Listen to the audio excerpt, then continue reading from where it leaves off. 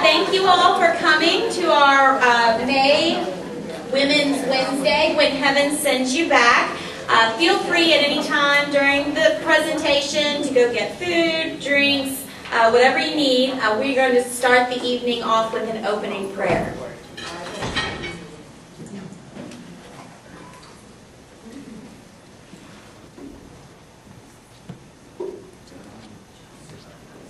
Let's begin in the name of the Father, and of the Son, and of the Holy Spirit. Amen. Amen.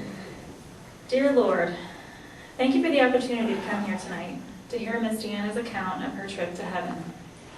May her story touch each of us in the way that you have intended, Lord, to welcome us at the end of our days. Help us, Lord, to do your will so that we are storing up treasure in heaven. Come, Holy Spirit, touch our hearts, be on our lips, so that we treat those in our paths the way you would treat them when you meet them face to face. Dear Lord, help us to have that close relationship with you here on earth, so that we may do as you desire for us. For we know not the day nor the hour that you will be calling us home. Amen. Amen.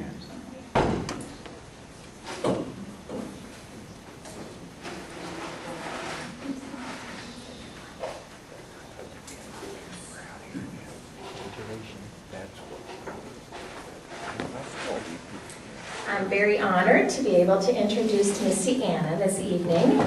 Mistianna grew up in Murray, Kentucky, and attended St. Leo's Catholic Church.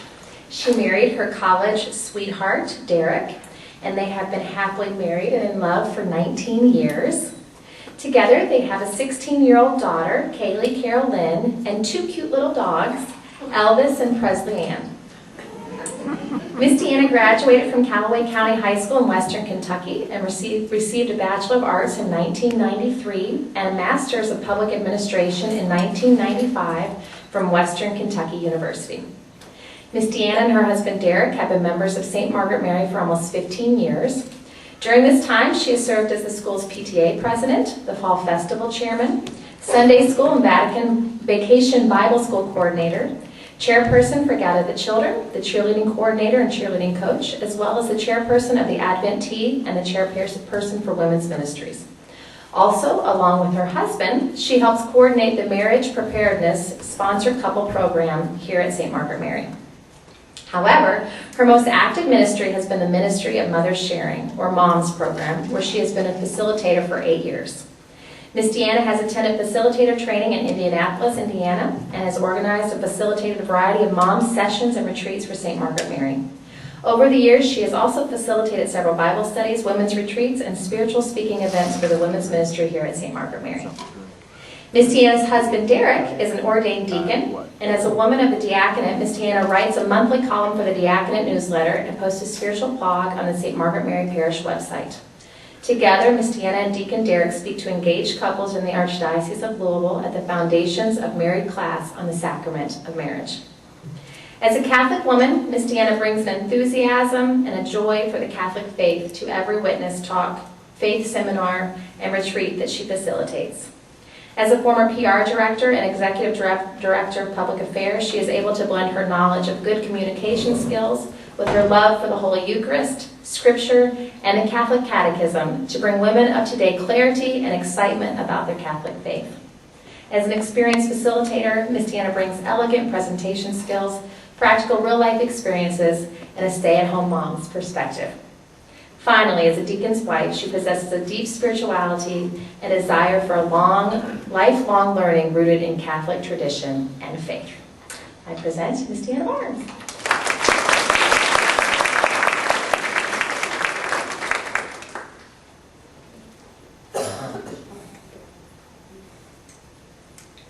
Thank you. I'm really excited to be here tonight. Before I begin, I'd just like to let you know that the witness that I'm about to share with you is my personal story. It's something that I have shared with very few people. However, the Holy Spirit has been calling me to give this talk to you this evening. Now, I also want to preface this witness by saying that there are a lot of stories out there today about heaven and people talking about heaven, what heaven is like. But my story is my story. It happened 4 years ago, and since that time, I've shied away from reading, listening, or watching television, or even movies that have anything to do with heaven. I didn't want another story to influence or taint the beautiful experiences that I remembered. My story is genuine, powerful, and I believe a true testament to the greatness of the glory of God. My story begins the week of Thanksgiving of 2009. It was a week that found me sick at my stomach with what I thought was a terrible case of the flu. I remember laying on the cold, hard dance floor of Miss Jennifer's dance studio, Elite Academy of Dance and Performing Arts, on the night before Thanksgiving, as a newly formed SMM dance team practiced their routines for an upcoming dance competition. I remember thinking to myself, I'm really sick. I felt weak and tired and really mad about catching this horrible case of the flu during the week of Thanksgiving. I've been sick before, of course, but this time it really felt different. Maybe it was because I was getting older, maybe it was because I was really run down, or maybe it was because I was just really tired. Whatever the reason I'd gotten so sick really didn't matter, because tomorrow was Thanksgiving Day and this illness wasn't going to keep me down. I remember saying Isaiah 40:29. He gives strength to the weary and increases the power of the weak. So despite my sickness sapped strength, I knew God was with me, beside me, carrying me even when I could hardly carry myself. I'd been weak and sick before, like I said, and I hadn't let that stop me. And it wasn't going to stop me this time. So tomorrow, I would be the hostess with the mostest. I would serve my family Thanksgiving dinner with a smile on my face, no matter how badly my stomach felt or how terrible I felt. Well, unfortunately, by Thanksgiving Day, my situation had become a lot more critical, and I found myself confined to my bed, weak, tired, and really scared. I remember being curled in a ball and unable to stand without feeling pain. My stomach hurt something awful. I couldn't eat or drink anything without immediately throwing it back up. I remember struggling to keep the tears back. The pain engulfed me, and I was miserable as I lay in bed. I couldn't get comfortable, I couldn't sleep, and I wasn't able to ease that burning aching that I felt inside. I remember reaching for my Bible, because I do that a lot, especially when I don't feel good, and looking at Mark 5:34. Daughter, your faith has made you well. Go in peace and be healed of your affliction. So on this day, when I was supposed to gather in Thanksgiving and celebration with my family, I was feeling very afflicted and not very thankful. Nor was I even in the mood to celebrate. And I certainly wasn't in any shape to cook and host a big Thanksgiving event for my husband's side of the family. So there I lay, grasping my stomach in pain and hardly able to make it to the bathroom to even throw up. And there was my sweet and pretty independent 12-year-old daughter, Kaylee, who that Thanksgiving became more independent because she acted in my place, and with a little help from my husband, Derek, they made and hosted Thanksgiving dinner for 8 people that afternoon in our house. I can remember laying in bed upstairs, feeling terrible and so guilty because I wasn't downstairs with my family celebrating. Instead, I was confined to the bedroom, trying to battle this alleged horrible case of the flu. In reality, I really should have been on my way to the emergency room, because by Thursday evening, I was not only really clammy, I was severely dehydrated. But if you know me, you know I'm pretty stubborn. And I wasn't about to ruin that Thanksgiving for anybody. Not for my daughter, not for my husband, and definitely not for our family. So there I lay, miserably upstairs, keeping my growing concern for my health to myself. Now, I went to bed on Thanksgiving night in miserable pain. I remember I was so hot that I ended up sleeping with the covers on, and I begged Derek to put cold rags on my forehead continually throughout the night. So when morning came, I was in worse shape than I had been the night before. And that morning while Derek got ready for work, I lay helpless, I was hot, I was in excruciating pain, and I kept trying to reassure him that I'd be all right and that I didn't need to go to the doctor, of course. I would say things like, it'll pass. I kept telling him, it's just a bad case of the flu. But he knew better, of course. But he went on into work because he didn't want to have to deal with me being stubborn, and knew that he would probably return sometime during the day to take me to the emergency room. Of course, it's hard for me to say that he was right, but by noon on that Friday, after Thanksgiving, the pain had gotten so bad that I called Derek at work to tell him I couldn't stand it anymore. I was dry heaving really badly now, and I had even begun to have these terrible cold chills. I was weak, and I could hardly lift my head off the pillow. So it literally took Derek about 7 minutes, and that was driving pretty fast, to get from his office to our house, and to get my weak and tired body out of bed, downstairs, and into our family Jeep, and heading towards the nearest hospital. So we arrived at Baptist East, and there were tons of people in the waiting room, in the emergency room.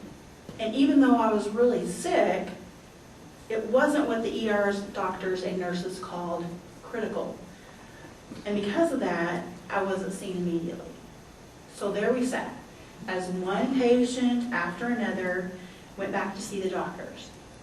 When finally, after we'd been there for a little bit over 3 hours, a nurse came to tell me that they could see me.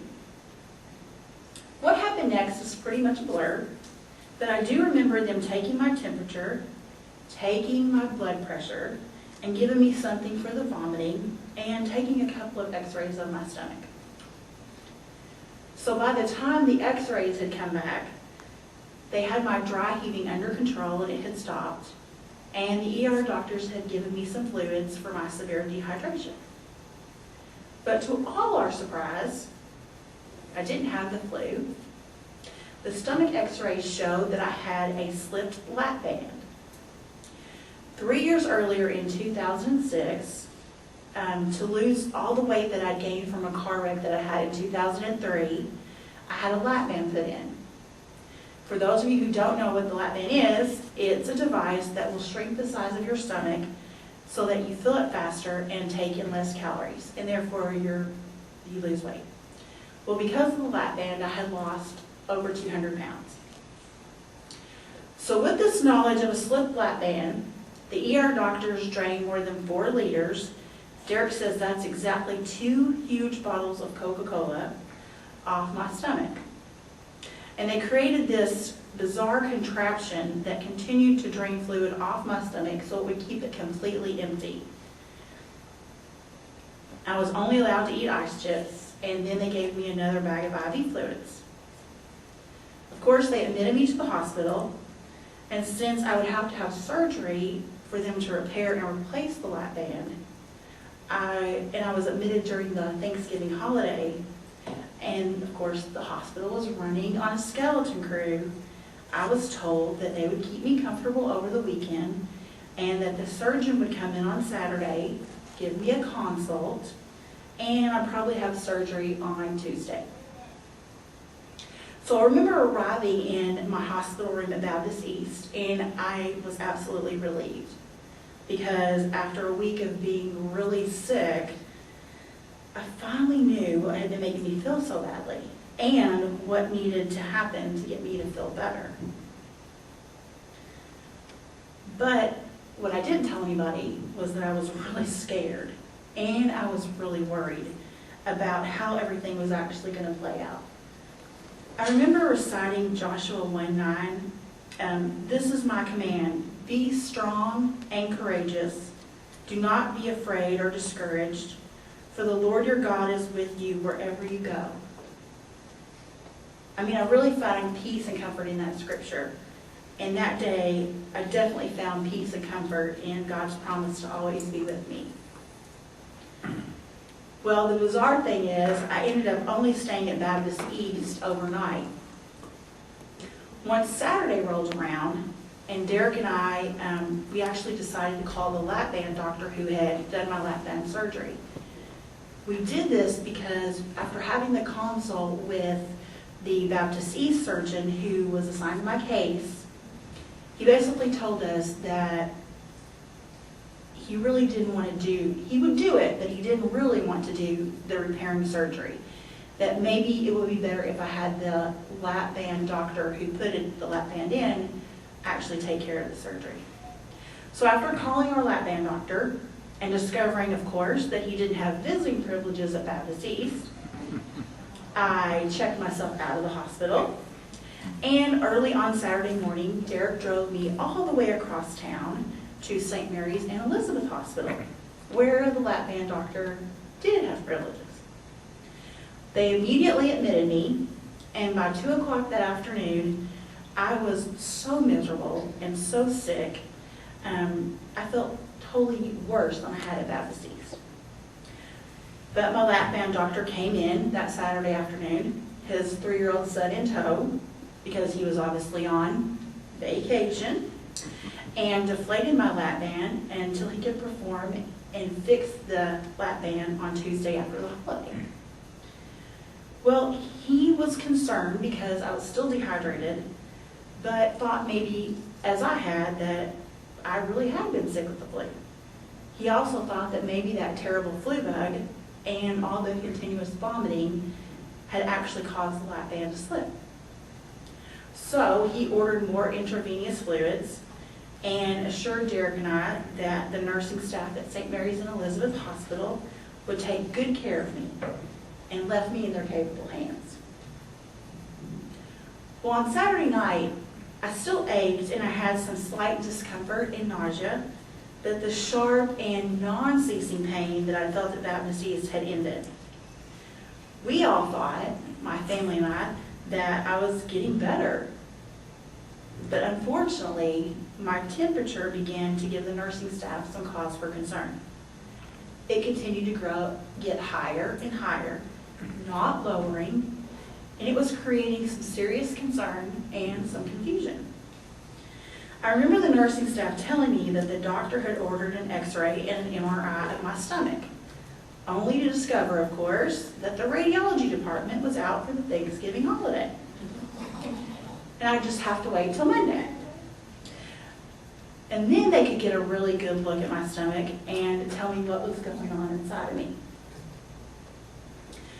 I had a lot of trouble sleeping that night, and I remember being restless and uncomfortable, and about 5 o'clock in the morning, my stomach began to hurt really badly. It was sharp, the pains were shooting, and I really felt like I was going to die. The sad part was that no matter how nice and friendly my nursing staff was, they did not seem to be taking this increased abdominal pain seriously. All I remember telling them is, I hurt so badly. And all I remember them telling me is, hang in there. It will all be better on Tuesday, when they fix the lap band and you have your surgery. So most of Sunday is really a blur for me. Derek tells me that I slept most of the day, waking up periodically and asking for ice chips and for pain medication to make the increasing abdominal pain go away. All I really remember about Sunday is Derek leaving for Mass on Sunday morning and bringing back Father Steve with him to pray over me and give me the anointing of the sick. Now, I can't tell you how long Father Steve was there, but I do remember waking up and finding he and Derek holding hands and praying over me, asking God to heal me and give me a quick recovery. And while they were doing that, I was repeating to myself my favorite Bible verse, Jeremiah 29:11, over and over again in my head. For I know the plans I have for you, plans to prosper you and not to bring you harm. Well, I knew I was going to be fine. Now, they weren't so sure. I knew I was going to be fine because I was in God's hands. And years before, I'd had this vivid dream about dying before the age of 40. So as I lay in that hospital bed on that Sunday afternoon, I felt like I was at death's door. But that was okay. I could handle it. I was ready. If it was my time, I was ready. If God called me home, I would willingly go. And I had a lot of years to deal with that because of that vivid dream that I had had. So I just remember being covered in sweat and telling Derek that my stomach felt like this big bottle of Sprite had been popped open inside of me. And so as the day went on, it only got worse. And I began to slip in and out of consciousness. Now, Derek had just gotten back from taking Father Steve home when the nurse came in to check in on me right after 7 o'clock, after they had the staff change.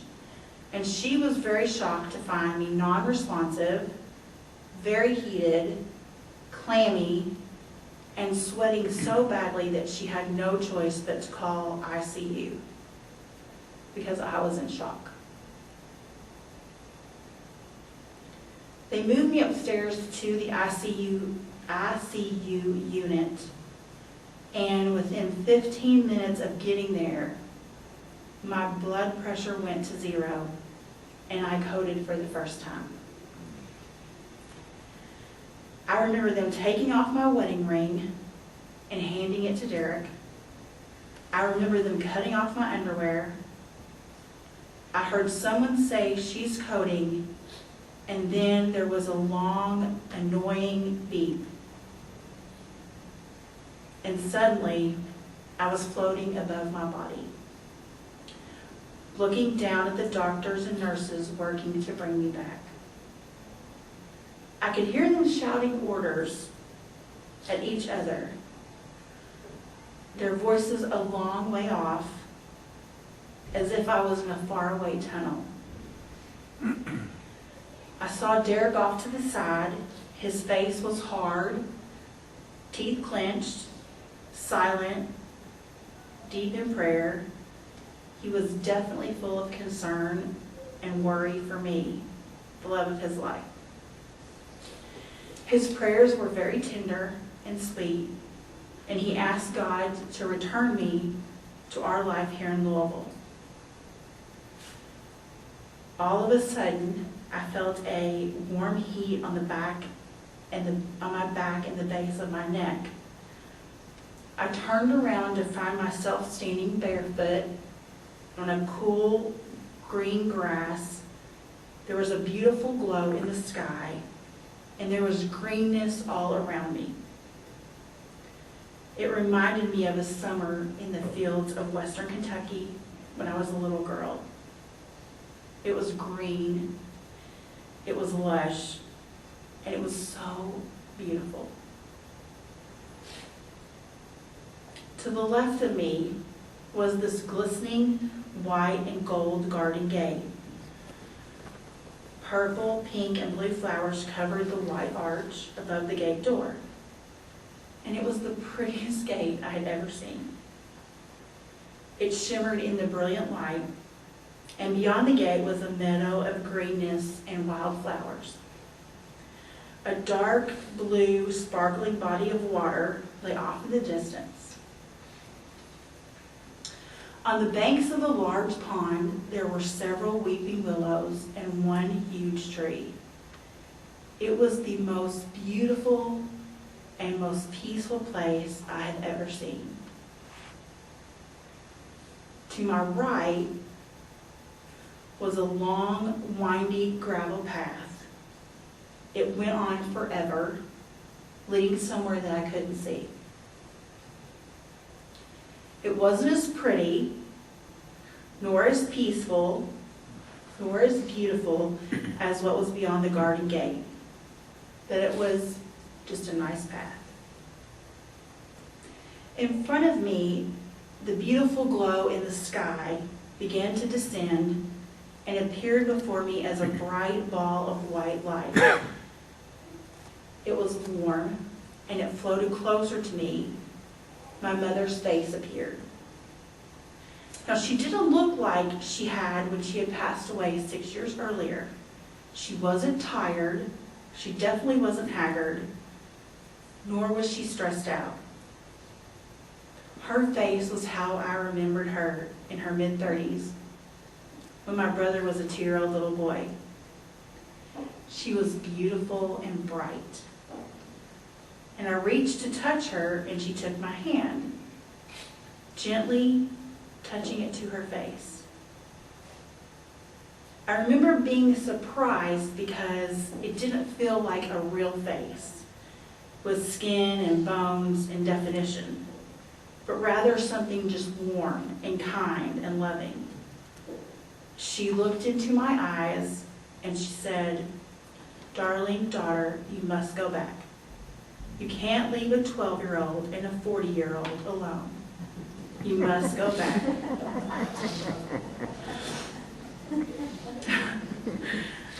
"I don't want to go back," I told her. "I want to go through those garden gates, and I want to run and play and be at peace in that meadow." But again, my mother took my hand, and this time she held it more firmly in this bright, glowing presence. And I could feel her warmth, and I could feel her love for me.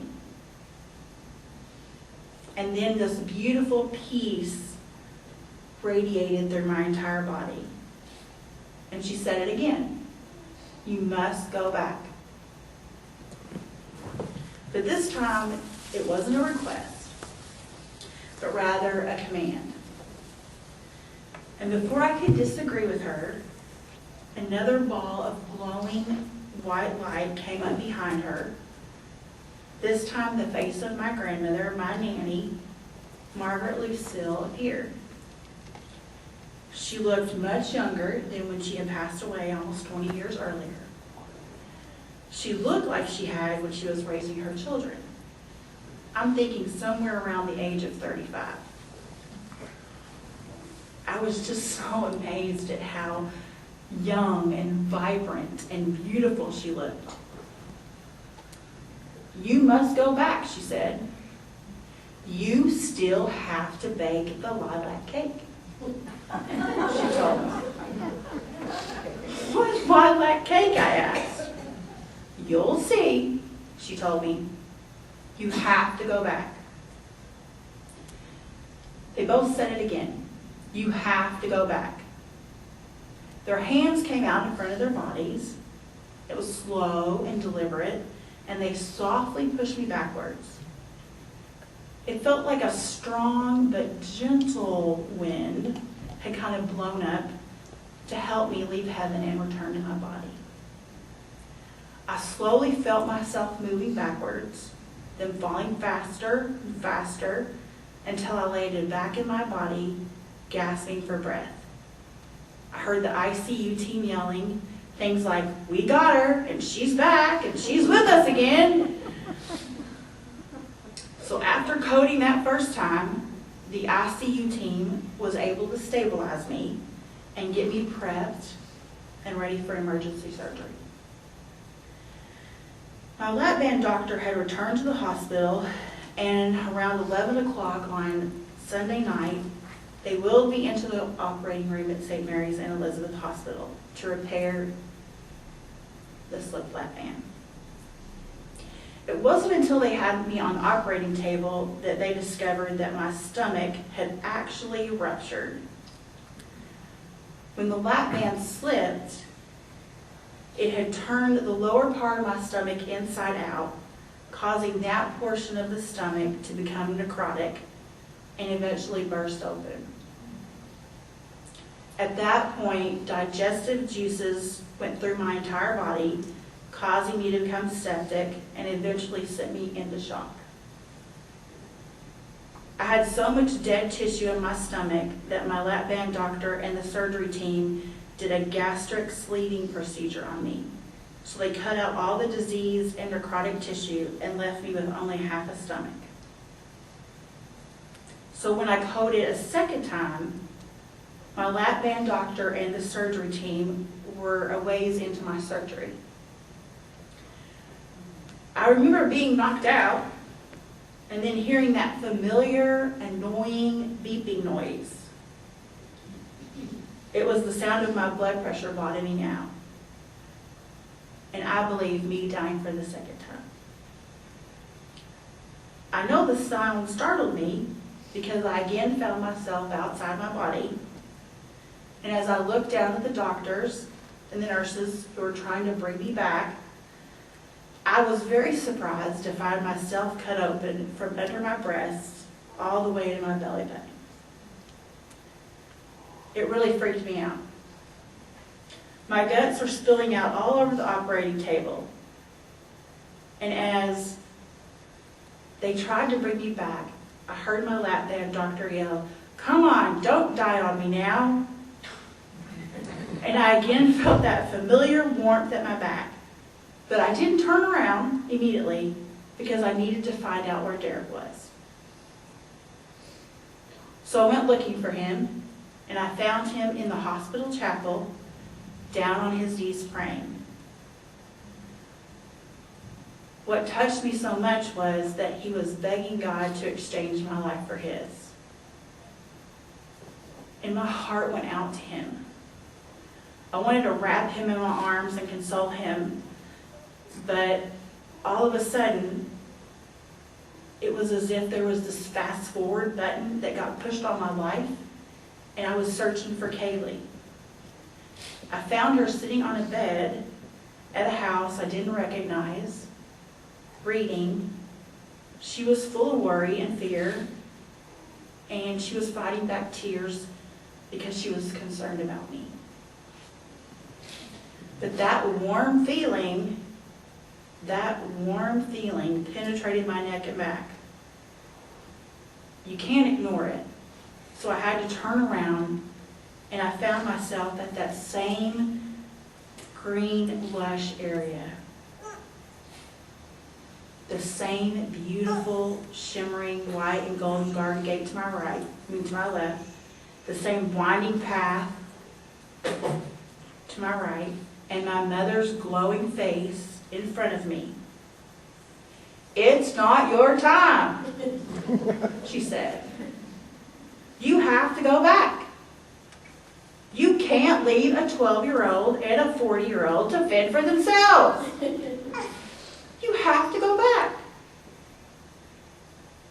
My mom was not playing. She was adamant that I couldn't stay in this beautiful place, in this peaceful place.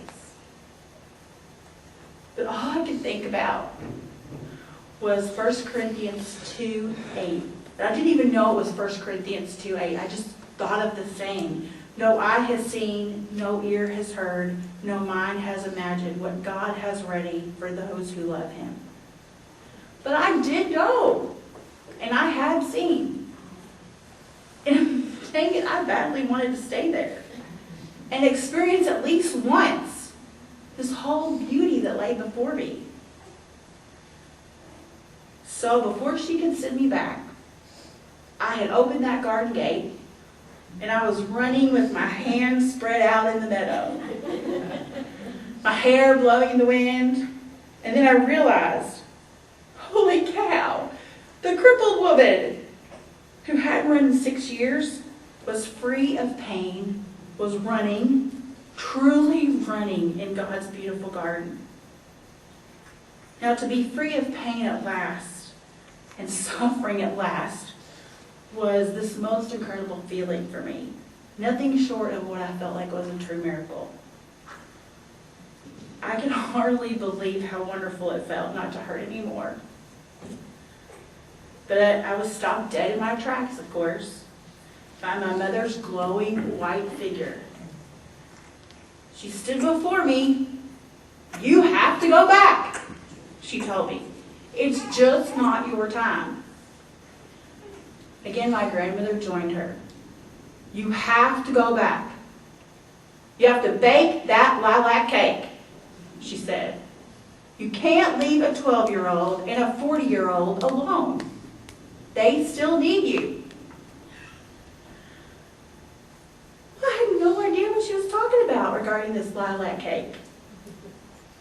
Now, later, when I actually had some time to reflect on maybe the symbolism and significance of the lilac, I learned that the purple lilacs symbolize first love, field lilacs symbolize charity, and white lilacs represent humility and innocence.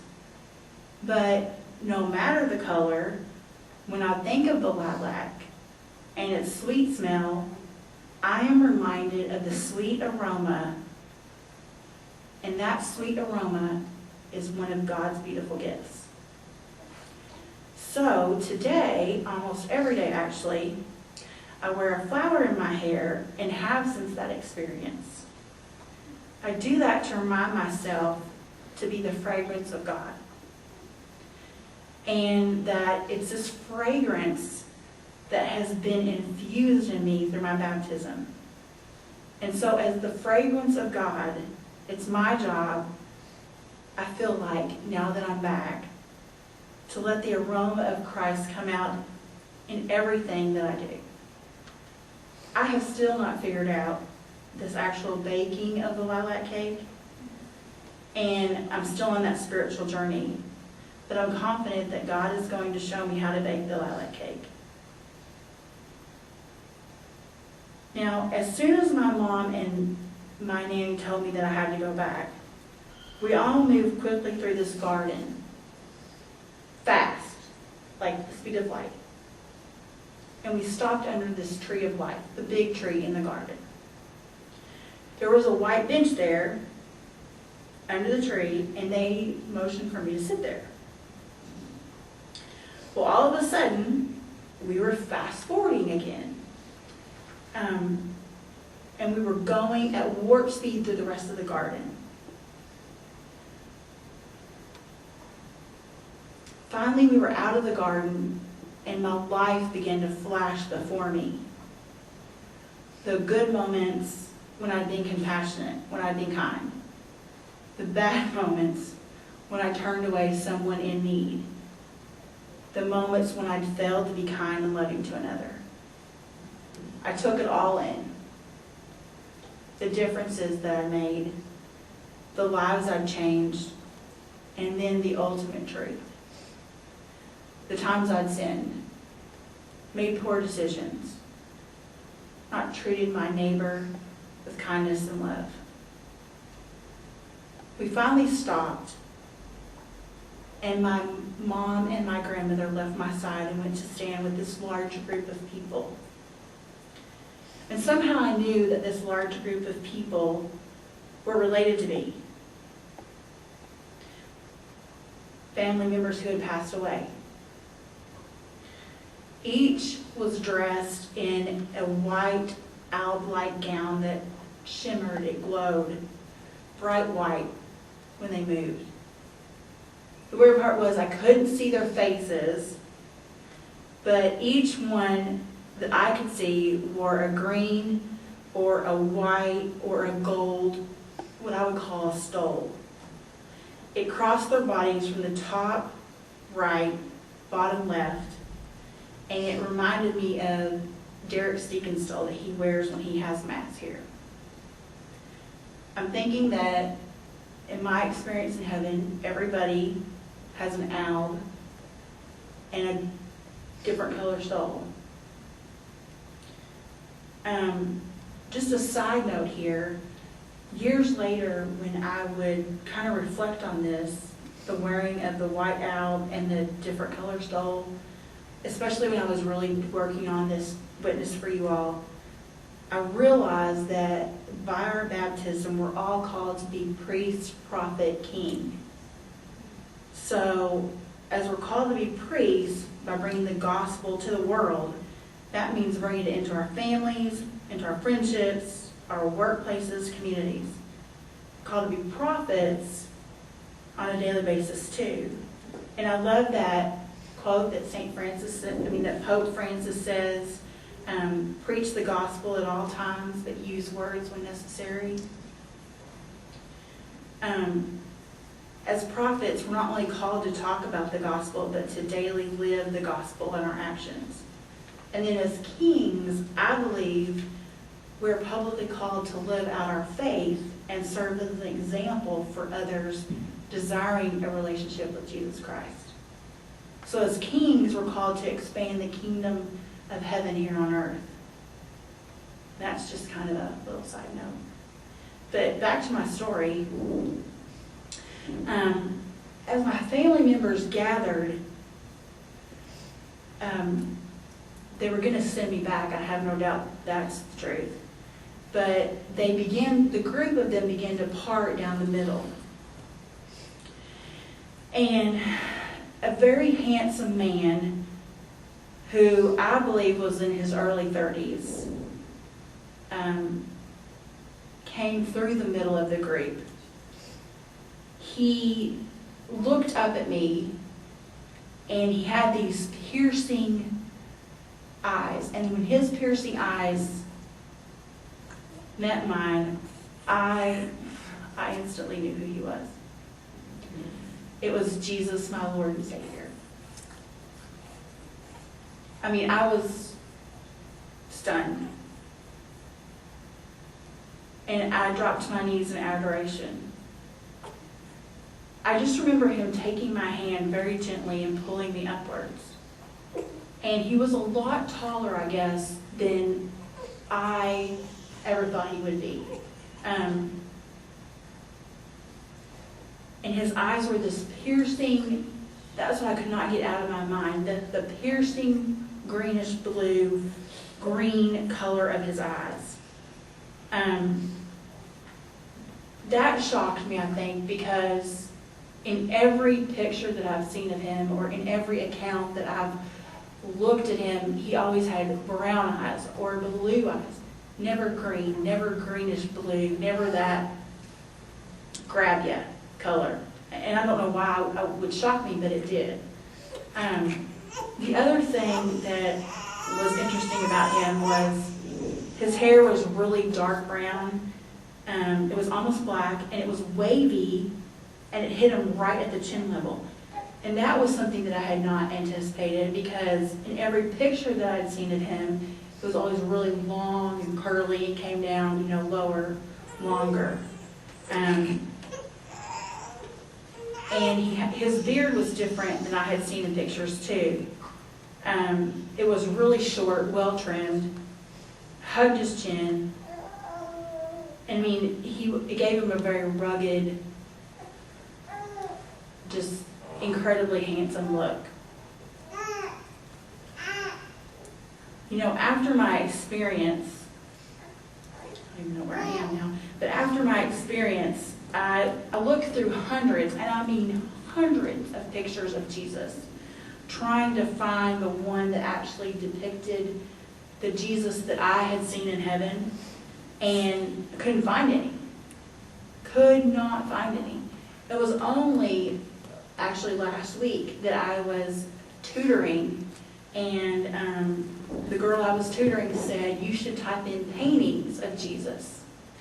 That I ran across a painting of him on this website of this child prodigy, Akia Carmack. And apparently she's a self-taught painter, and God speaks to her, and has since she was 3 years old. But the painting that looked like the Jesus I saw is called I Am, and she painted it at age 17 in 2011. So that's the reason I feel like I could never find any, because it was never there.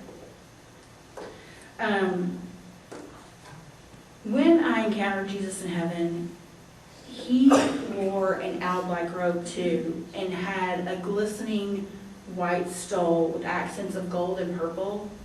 And the stole, it wasn't diagonal like this, but it came around like what the stole our priests wear when he's getting dressed for Catholic Mass. After he pulled me to my feet, he told me, It's time for you to go back. Go back and make an impact.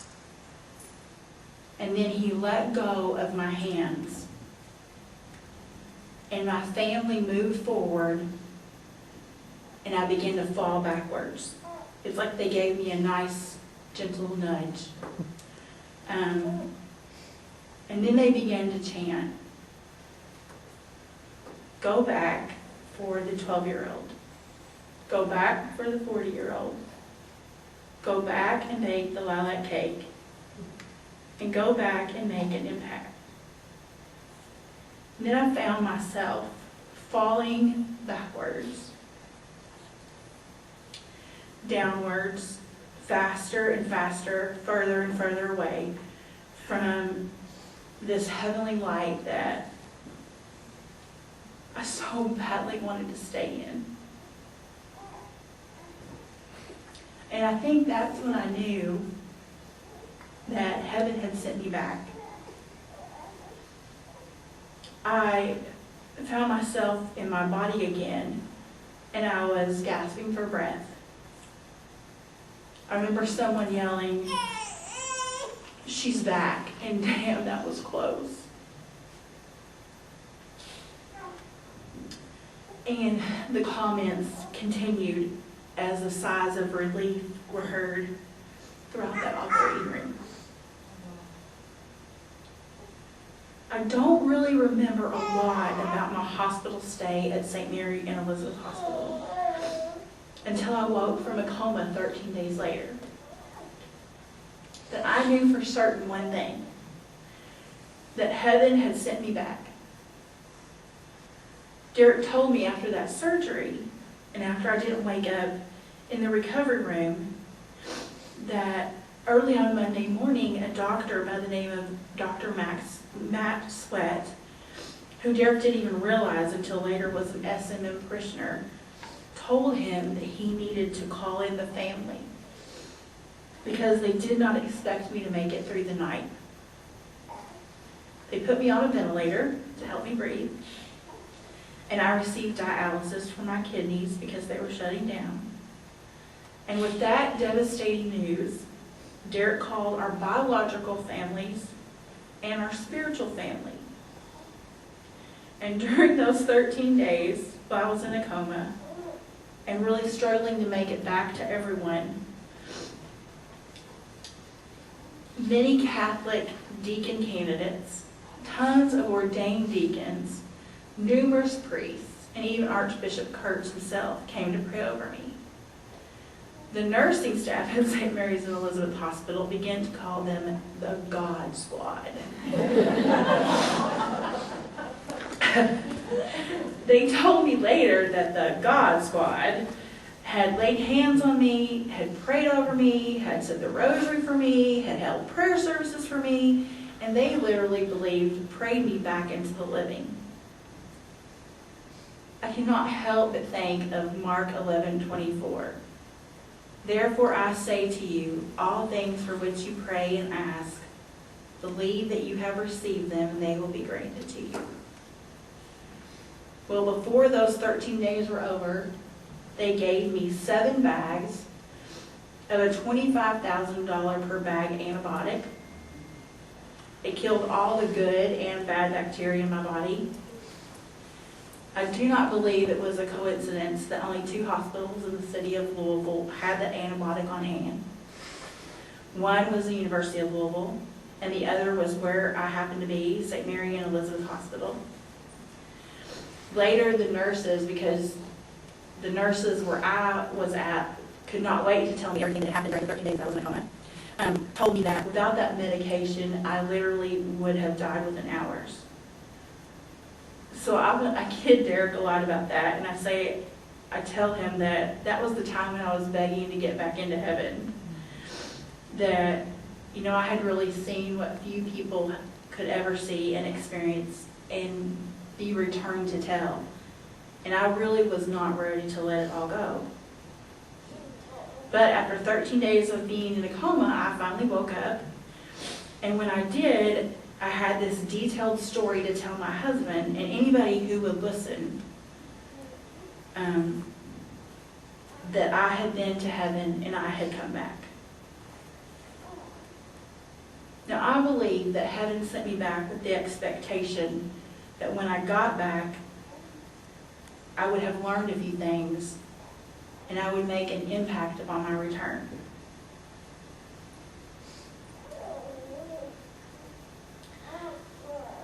And after much reflection on this,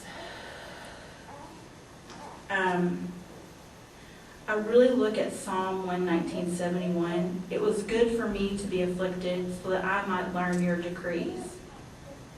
And I really believe that if I had never coded, if I had never died, if I had not seen heaven, if I had not come back, then I might not have a desire now to live a better and more holy life and really make a kind of impact that God and Jesus would really be proud of. You know, I feel like my experience truly changed me for the better. And I believe that being sent back from heaven changed the way I did everything, the way I totally lived my life. I tell my family and my friends exactly how much I love them and value them each and every day, every chance I get. And I think they will also tell you that I really work to live one day at a time, to live in the present, not in the past, not in the future. I'm very excited to have made it past the age of 40 and not be dead. And still among the living. And I'm really still trying to figure it all out. But I can tell you that I'm a much kinder and much more compassionate person than I ever was before. I truly feel like I'm a different person than the one who went into the operating room in 2009. Now, as far as the lilac cake goes, I'm really still looking for those perfect lilacs and that perfect recipe. You know, I don't know what you'll take away from this tonight. I don't know if you'll believe what I experienced. I don't know if you'll be among the doubting. I don't know where your heart will lead you. But all I can do is leave you with John 15:16. You did not choose me, but I chose you, and appointed you to go and bear fruit, fruit that will last. I don't know if you've ever looked at yourself like I looked at myself and thought, you know, I don't even know how God could ever use me. Because I got to tell you, when I got back from heaven, I was pissed. I was mad that I was back here and not there. And that is something that is very hard to explain to somebody, especially a group of people who are all really happy that you're alive, and you're like, well, I'm pissed. So, and I never thought that God would want to utilize me or use me in any way regarding that, but I feel like He does. And maybe you're like me too, and you're too scared, or you've felt that giving your personal witness or your personal testimony really won't have an impact on anybody. Because obviously you can only guess from 2009, it's 2014, it took me a few years to get it together. And to even have the courage to even talk about it. But I do believe that God has given each of us a job to do. And so I hope that if you remember anything from tonight, take away anything from this talk, please remember that God does the choosing and He wants you. If you answer His call, you know, we all say that we're believers and that we're women of faith, but do we ever really take an opportunity to look deep within ourselves and really get out of that boat? If we do, I believe there is much fruit out there for us.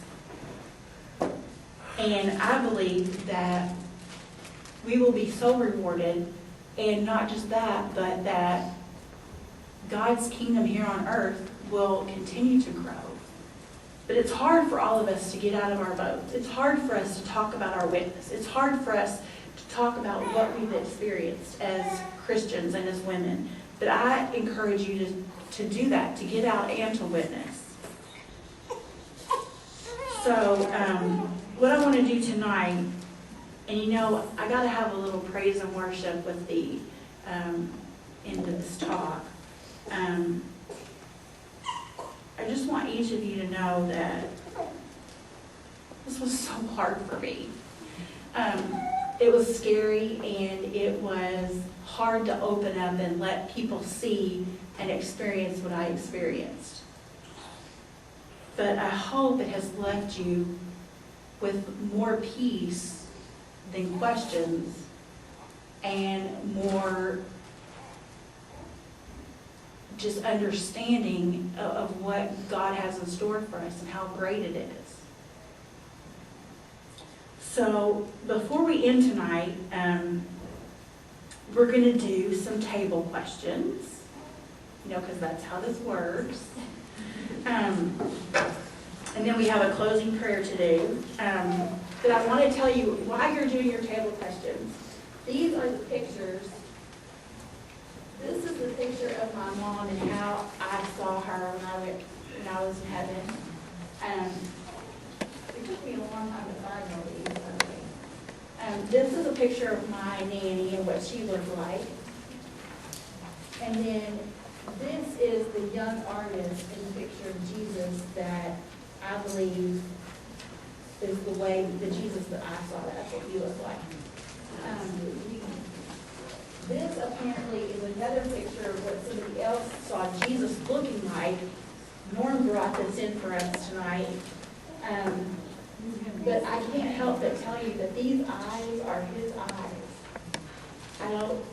I just want you to see that. So, but this is a much better, I think, much more, the Jesus that I saw. They're pretty close. They're done with the same artist. But you can't see his eyes in here, and I think if you saw them, that's what his eyes would look like. So we're going to do some table questions now.